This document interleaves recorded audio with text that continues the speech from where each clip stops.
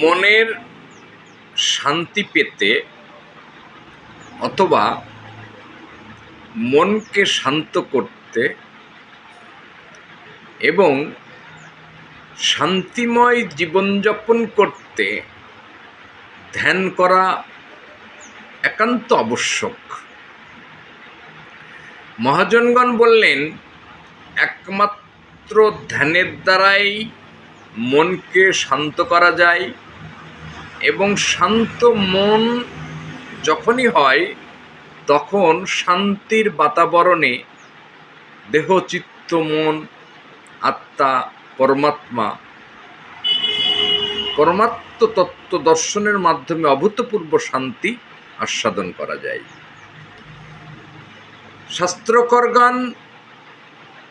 প্রথম পর্যায়ে যে ধ্যানের কথা বললেন, তো সেখানে মহাজনগণ বললেন,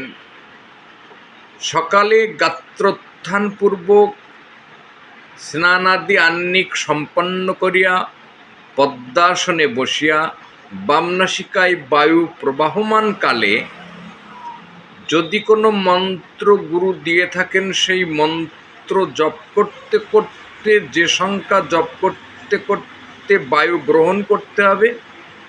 তাকে 2 দিয়ে গুণ করে যে সংখ্যা হবে সেই সংখ্যা জপ করতে করতে বায়ু কুম্ভক অর্থাৎ ধরে রাখতে হবে, এবং যে সংখ্যায় বায়ু ধরে রাখতে হবে তাকে 2 দিয়ে ভাগ করলে যে অর্ধেক সংখ্যা হয় সেটা জপ করতে করতে বায়ুকে নিঃসরণ করতে হবে। এটাই হলো প্রকৃত ধ্যানের প্রাথমিক পর্যায়। অর্থাৎ 1, 2, 3, 4 জপ করতে করতে বায়ু গ্রহণ, আর এই 4কে 2 দিয়ে গুণ করলে 8 সংখ্যা জপ করতে করতে বায়ু কুম্ভক, আর 8কে 2 দিয়ে ভাগ করলে হয় 4, সেই 4কে জপ করতে করতে বায়ু রেচক করলেই প্রাথমিক পর্যায়ে মন শান্ত হয় এবং